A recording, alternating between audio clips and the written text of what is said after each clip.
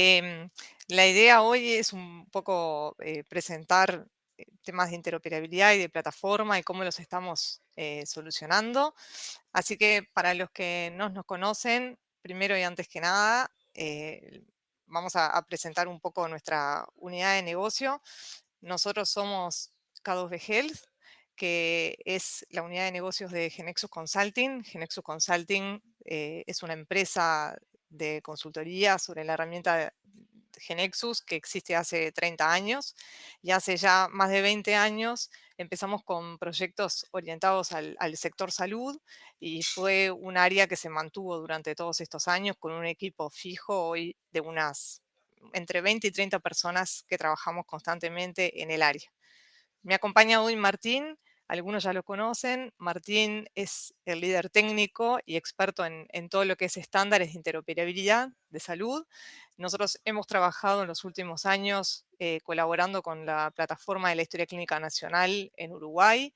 Hemos trabajado en varios prestadores de salud implantando registros clínicos en diferentes niveles de atención, y en los últimos años también hemos trabajado colaborando con algunos prestadores, ayudándolos a interoperar entre sus sistemas y a su vez con la Historia Clínica Nacional y con otros prestadores también del medio. Hoy estamos trabajando en el ámbito de Uruguay y de algunos países de Latinoamérica, así que conocemos algunas realidades más allá de lo que es hoy estrictamente Uruguay. Simplemente para dar paso un poco a la presentación, eh, hoy en día, digamos, de los principales temas con los que trabajamos, de las palabras más clásicas que surgen en los proyectos de salud, es la interoperabilidad. Eh, Comenzamos en realidad con sistemas más bien operativos, fuimos trabajando, evolucionando en los registros clínicos, y a partir de ahí empezamos hace varios años a trabajar con perfiles y esquemas de interoperabilidad que hay que empezar a cumplir en algunos países un poco por gobierno, digamos, por estrategias gubernamentales, y en otros por necesidades propias de intercambiar información clínica, a veces para el costeo, para el cobro, o a veces por temas de continuidad asistencial. Me gustaría hacer un poco de historia, digamos, de cómo nacen un poco los sistemas. Nosotros, como les comenté recién, hace más de 20 años que trabajamos en el sector salud, eh, y de alguna manera la interoperabilidad siempre existió, de diferentes maneras de tecnología, pero de alguna manera siempre existió. En los años 80, en los 90, digamos, trabajábamos muy volcados a los sistemas administrativos. Así fue como empezamos nosotros, más que nada con los sistemas de coordinación, de agenda, de administración. Esos sistemas de alguna manera interactuaban entre sí, pero siempre por un manual, ¿no? O sea, planillas Excel, reportes que salían de un sistema de otro, y habían usuarios que los conectaban y macheaban un poco esa información. En los años 90 empiezan a aparecer las historias clínicas. Las primeras historias clínicas eran registros bastante eh, naturales, digamos, descriptivos, no tenían semántica, obviamente no estaban estructurados, todavía no existía nomenclatura y estándares para esa codificación. En los años 2000 a esta parte, sí empieza a aparecer el concepto de interoperabilidad. Se optaba al comienzo por grandes sistemas, digamos, en los años 2000 la tendencia era tener grandes sistemas que resolvieran la integridad de la institución, que abarcaran sistemas administrativos, operativos, asistenciales, es decir, un único gran sistema, un único gran proveedor, muchas veces que me solucionara todas las casuísticas de mis áreas de negocio dentro de mi institución. Empiezan a aparecer en 2010 y en 2020 de alguna manera sistemas mucho más especializados. Así como evoluciona la tecnología en los sistemas, también evolucionan las áreas en la medicina y se empiezan a especializar. Esa especialización nos requiere de alguna manera adaptaciones en los sistemas nuevos, y a veces esos sistemas tan grandes, digamos, tienen como ciertas restricciones en su forma, en su rapidez para evolucionar, y los prestadores eligen sistemas que son cada vez más especializados, que son muy buenos en su área, resolviendo las funcionalidades críticas de esa área, y de alguna manera empieza a generarse la necesidad de interactuar, de conectarse con otros sistemas dentro de los especializados o con otros sistemas clínicos que ya pudiésemos tener.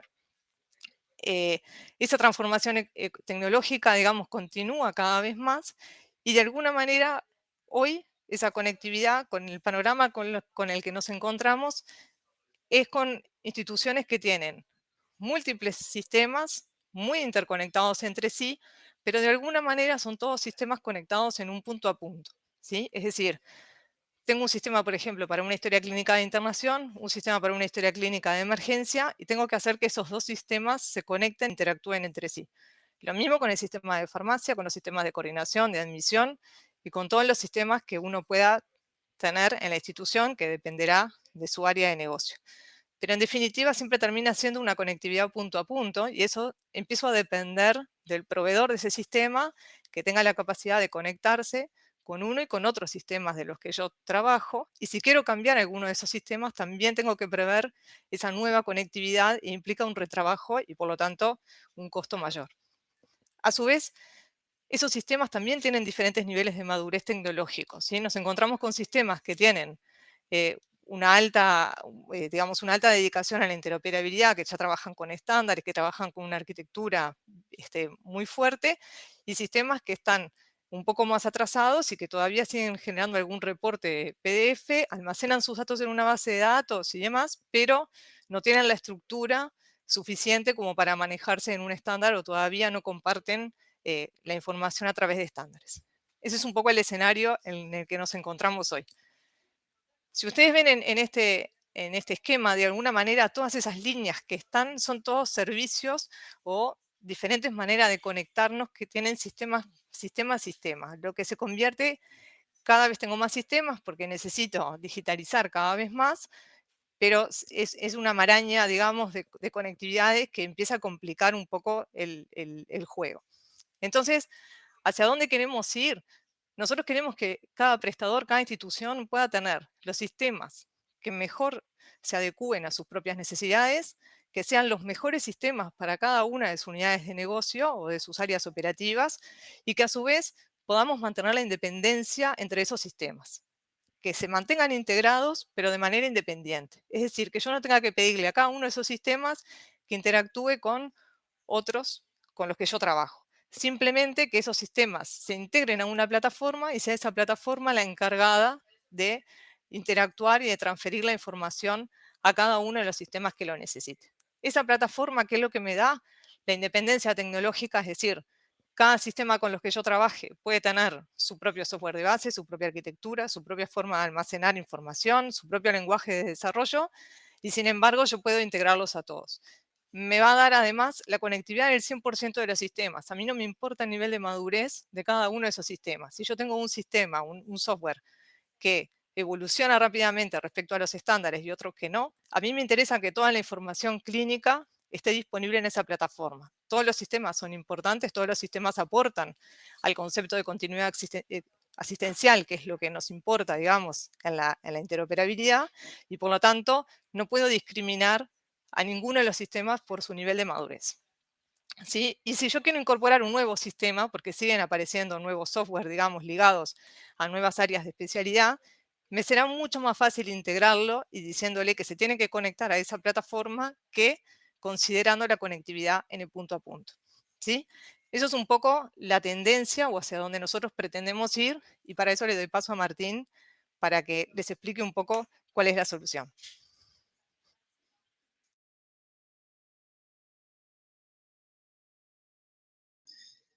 Bueno, Marta un poco les contaba la importancia y la relevancia que tiene interoperar. Yo quiero arrancar un poco presentando cómo entiendo yo la interoperabilidad, y la entiendo en tres niveles. Son tres niveles que de alguna forma definen la interoperabilidad en su totalidad. El primer nivel es el nivel sintáctico, que de alguna forma nos describe el cómo vamos a compartir la información. Para esto hay varios estándares internacionales, CDA, FHIR, DICOM, HL7, que nos definen esa estructura de cómo vamos a compartir la información. Nos generan ese marco que nos ahorra ponernos de acuerdo entre las diferentes organizaciones y ya nos dan una estructura para compartir la información. Este es el primer nivel. El segundo nivel que compone la interoperabilidad es el nivel semántico, que es darle un paso más, es poder utilizar esa información que estamos intercambiando. ¿Qué estamos haciendo? Tenemos que empezar a tomar los catálogos y empezar a codificarlos.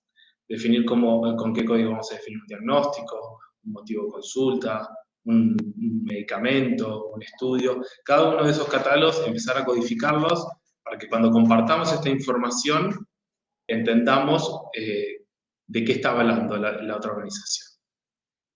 Para esto también hay varias codificaciones internacionales que todos las conocemos, SNOMED, LONG, CIS. En el caso de Uruguay, Uruguay es miembro de SNOMED y se ha acompañado mucho de sus codificaciones bajo esta codificación con muy buenos resultados. Y el tercer nivel es un nivel muy importante, es un nivel que no tiene nada que ver con la tecnología. Es un nivel organizativo, que es quien define las reglas de negocio, que permiten comprender qué información se va a intercambiar y qué gatillará dicho intercambio, qué acciones disparan esos intercambios. También le dan un marco legal al intercambio de información, van acompañando, organizando, ayudan a construir los catálogos para los niveles semánticos, y es un punto muy importante. O sea, cuando hablamos de interoperabilidad, muchas veces nos enfocamos mucho en la tecnología y en los estándares, en las codificaciones, y nos olvidamos de este tercer nivel, que es un nivel muy importante. En el caso de Uruguay, nosotros, hace varios años se creó Salud UI, que es una organización dentro de AGESIC, que se ha encargado de hacer el papel de la organización en todo lo que es interoperabilidad dentro de Uruguay. Ahora les quiero contar un poco dónde estamos en Uruguay y el proceso que hemos transitado todos estos años y hemos acompañado tanto a la parte gubernamental como a las organizaciones de salud. Todo este camino en Uruguay empieza en el año 2016, donde el país decide hacer una conectatoria, una prueba de concepto, donde se invitó a todas las organizaciones de salud y se las desafió a poder intercambiar información y compartir y visualizar la información entre las diferentes organizaciones. Le invitaron a cada una a elegir uno de sus sistemas que generaban información clínica y a generar un documento clínico, un CDA, y a compartirlo. Los resultados de esta primera experiencia fueron completamente exitosos. Todas las organizaciones pudieron al menos compartir la información y visualizar la desinformación del resto de las organizaciones, y se demostró que era posible, que iba a llevar trabajo, que iba a ser un camino largo, pero que era viable y que realmente los resultados eran muy buenos. Así, en el 2017, Uruguay empieza a transitar este camino y pone la primera piedra, que es crear un índice maestro de pacientes. Generar un índice maestro de pacientes para todo Uruguay. Cada una de las pacientes de Uruguay queda en este índice maestro. Y después el primer paso, que es, le pide a las organizaciones generar un CDA nivel 1. Cuando hablamos de CDA nivel 1, estamos hablando de un cabezal estructurado y un cuerpo no estructurado, que puede ser PDF, un texto, un HTML, de algún servicio, alguno de los servicios que brinda, para empezar a volcar esa información en lo que iba a ser la historia clínica nacional.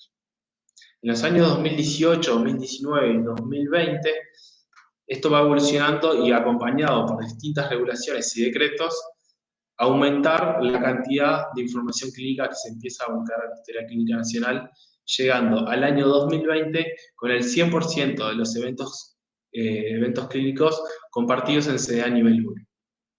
En el 2020, como todos sabemos, llegó la pandemia y adelantó algo que ya estaba planificado, pero nos obligó a adelantarlo un poco, que es empezar a dar un paso más y empezar a generar CDA nivel 3 y tener ese nivel semántico que hablábamos al principio, no solo a nivel de cabezal, sino también en el cuerpo.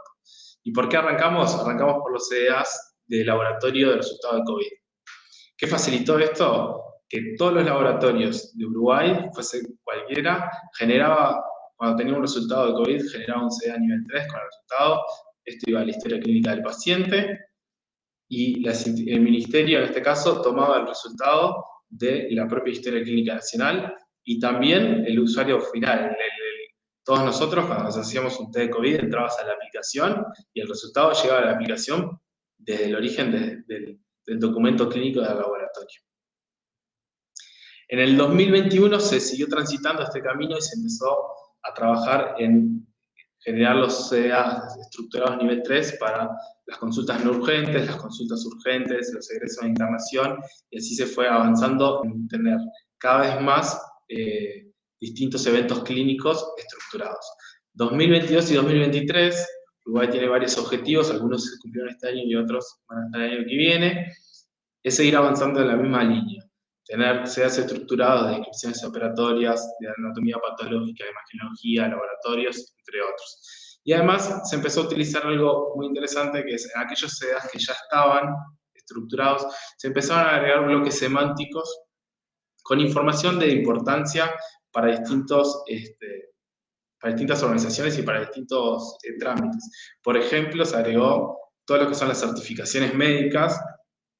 Hoy en día quedan dentro del documento clínico de un paciente, de su historia clínica, y eso automáticamente llega a BPS, que en este caso en Uruguay es el encargado de administrar todos lo que son las certificaciones médicas. Entonces, empieza cada vez más a crecer y a obtener mayor información en cada uno de la historia clínica. Como verán, la historia clínica nacional, o sea, fue muchos años, sigue viva, sigue creciendo y sigue en constante evolución, y hay un montón de metas hacia adelante. Es un canal que se abre, que empieza a evolucionar, y Uruguay está por suerte muy avanzado. Como verán, Uruguay eligió el formato de generar CDAs, documentos clínicos que se guardan en un XDS, y nosotros este año empezamos a visualizar nuevas oportunidades y empezamos a trabajar en la interna en diferentes oportunidades y dijimos, bueno, ¿qué más podemos hacer?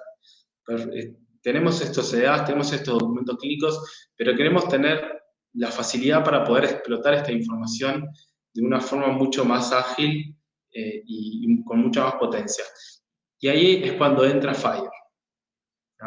FHIR, creo que muchos de ustedes lo conocen, las siglas significan Fast Healthcare Interoperability Resource.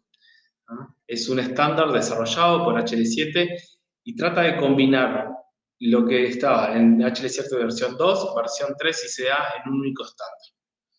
Para entender FHIR de una forma simple, hay que imaginárselo como un puzzle de recursos.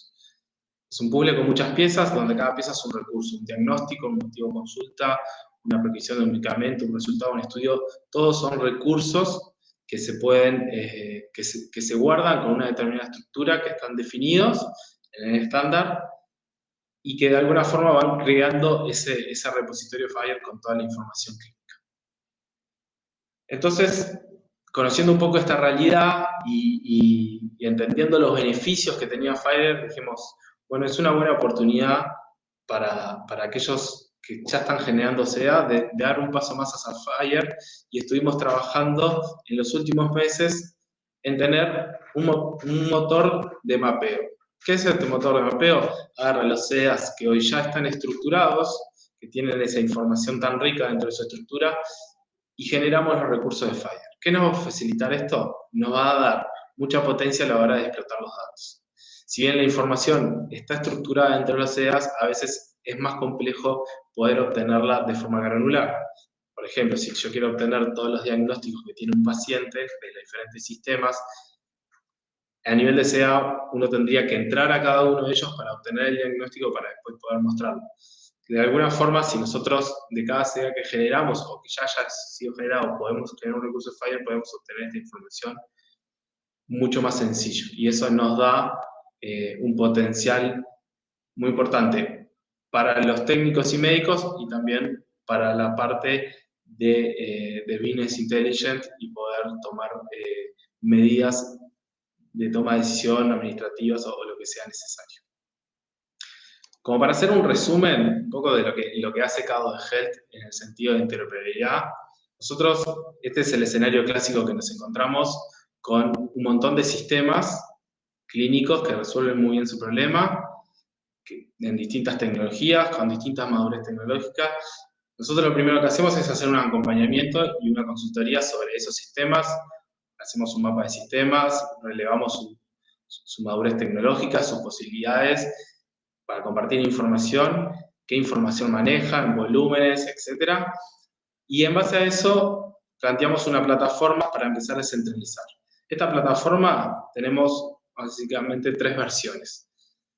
La versión que genera documentos CDAs, ¿tá?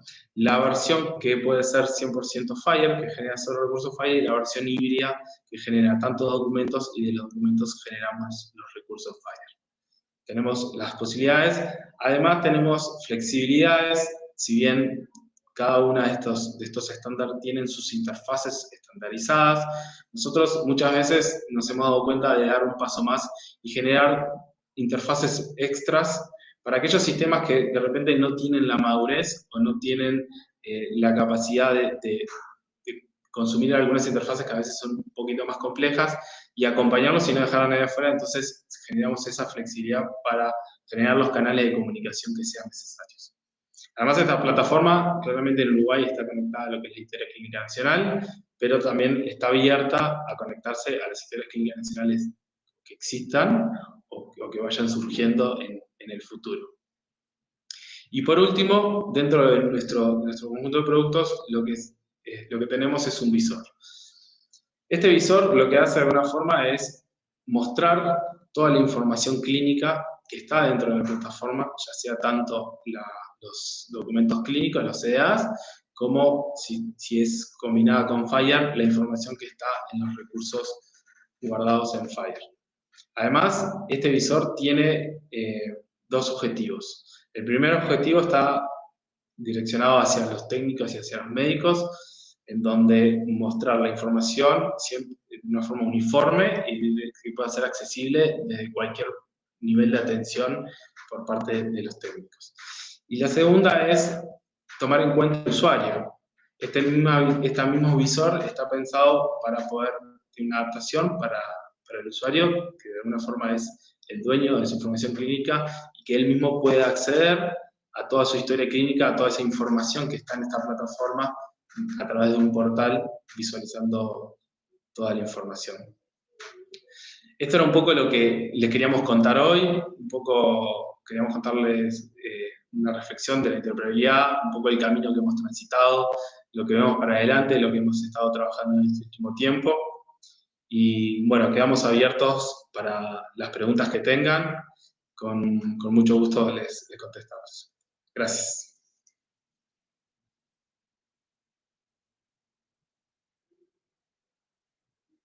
Bueno,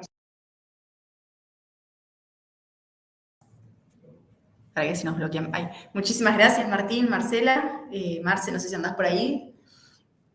Los invitamos a aprovechar y a hacerle las consultas, tanto a Martín como a Marcela, que quieran.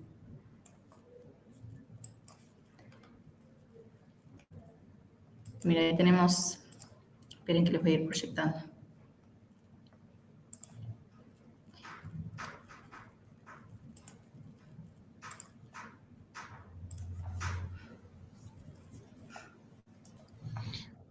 Bueno, Ana María nos pregunta un poco, le gustaría profundizar qué es lo que hacemos con Fire. Bueno, hacemos 2 cosas, tenemos 2 líneas importantes con Fire.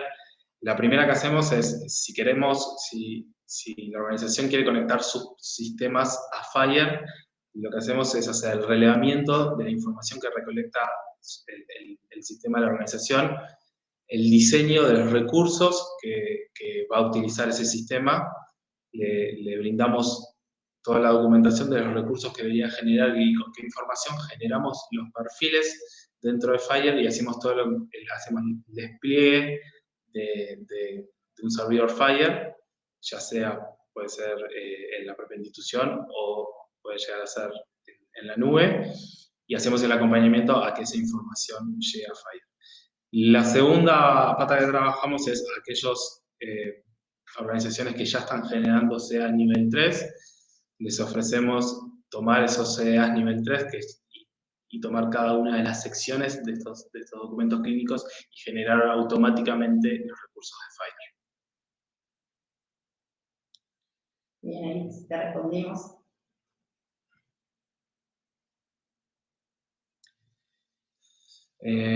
José pregunta, ¿algunos países de la TAM tienen sistemas de salud fragmentados ¿Cuáles han sido las principales barreras para lograr una historia clínica nacional? Bueno, qué pregunta un poco difícil. Barreras hay muchas. Creo que lo importante cuando uno piensa en una historia clínica nacional es pensarla en etapas. Creo que en ese caso Uruguay hizo una estrategia muy interesante que es no apostar al objetivo final en un solo intento, sino irlo pensando con etapas, ir acompañando, ir dando los recursos, acompañarlo también en un marco legal.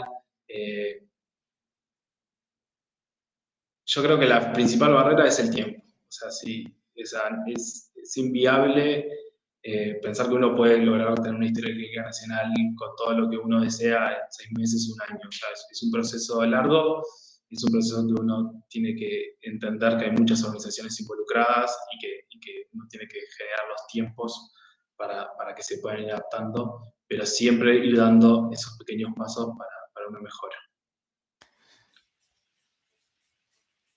Muchas gracias, Martín. Sí, hay una cosa, ¿no? A veces el tema de interoperar con una historia clínica nacional es una etapa posterior a poder tener primero la interoperabilidad interna, ¿no? Lo que nos ha pasado muchas veces acá en algunos prestadores es que ya tenían, por ejemplo, una continuidad asistencial asegurada en su propia institución y entonces después era interoperar con una historia clínica nacional que tiene como algunos sabores un poco diferentes, pero a veces otros que no tenían, digamos, la historia clínica nacional fue como el principal promotor o la justificación como para lograr la interoperabilidad primero interinstitucional. O sea, lo que pasa es que hay sistemas fragmentados en la propia institución y de por sí la propia institución no ve toda la información como la debería ver. Entonces, como que el problema primero pasa por resolver el problema en casa para después poder interoperar correctamente hacia el exterior, ¿no? Hacia una historia clínica nacional o con otros prestadores. Gracias, Marcelo. Voy a proyectar una más.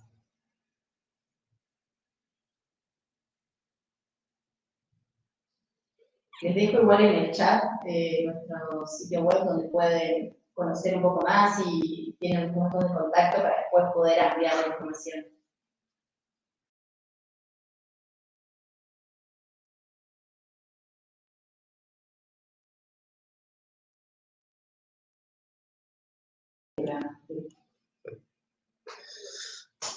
Marcelo, a ver, nos pregunta, gracias.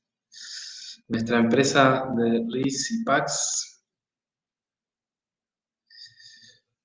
¿podemos hacer interpretar con sistema de salud en Uruguay? Entiendo que sí. Uruguay una de las líneas que está trabajando es en el tema de imágenes, de cómo empezar a compartir las imágenes. Así que yo creo que hay buenas oportunidades. Bueno, les voy a pasar otras preguntas. Si hay algo que no queda claro o necesitan profundizar, pregunten y que nos escriban un poco más en el chat. Digamos.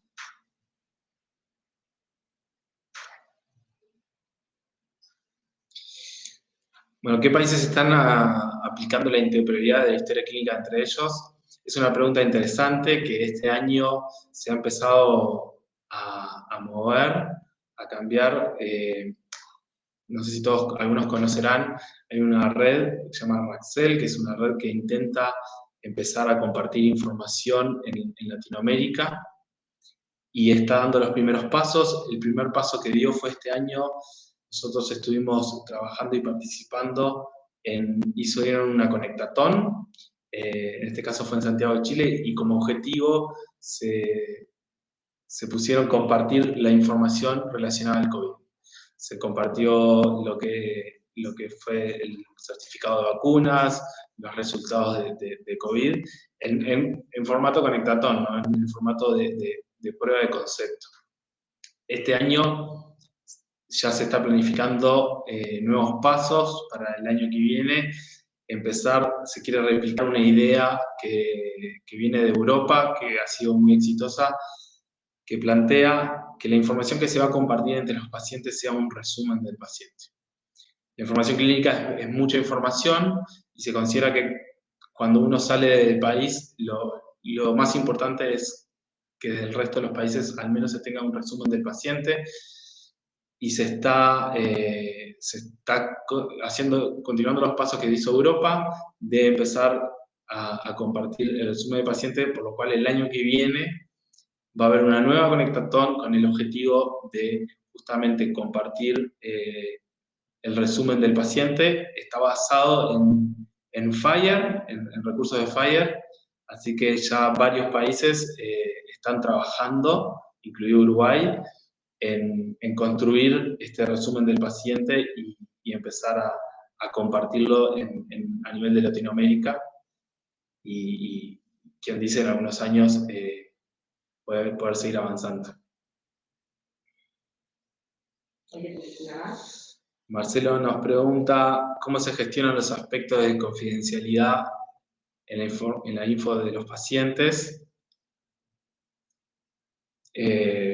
Bueno, Marcelo, la confidencialidad, a ver, primero que nada, la información que está guardada en plataforma es información que al tenerla centralizada y al tenerla agrupada es mucho más fácil de controlar los accesos y cómo se accede y quién accede y con qué permisos. Además, toda la información está guardada y firmada electrónicamente avanzada, lo cual nos asegura que la información no cambie, y se pueden manejar diferentes niveles de confidencialidad para que los usuarios decidan quién puede ver su información. Y recordemos siempre que el usuario es el dueño de la información y es quien decide. En el caso de Uruguay, por ejemplo, lo que se ha hecho es, por defecto, tu información está abierta a todos los prestadores de salud habilitados por el Ministerio, pero cada uno de nosotros puede ingresar a su portal de gobierno y decidir qué prestadores de salud pueden obtener esa información, pueden acceder a esa información para asegurar la confidencialidad en caso de que uno quiera ser más restrictivo. Bueno, si les parece, tenemos una pregunta más y ya vamos cerrando, así no les ocupamos más su tiempo. Les recuerdo, aquí anda. Les recuerdo que el webinar está grabado, se lo vamos a hacer llegar y que ya tienen nuestros contactos para profundizar si se quedan con alguna consulta o quieren saber más sobre el tema. Bueno, Pablo pregunta si en Uruguay se está desplegando 5G. La verdad, Pablo, no lo sé. Sí, te puedo comentar que Uruguay a nivel de conectividad es muy bueno. La verdad que hace muchos años que la conectividad 4G está muy desplegada en todo el país y funciona muy bien. No sé, sé que se está hablando hace tiempo, no sé cuál es el avance y si de despliegue dentro de Uruguay. Bueno, ahora sí, nos despedimos, estamos a las órdenes, quedamos en contacto y muchísimas gracias por sumarse. Marce, Martín, gracias. Gracias. Gracias a todos por acompañarnos. Están escribiendo, hoy no me gusta cortarles cuando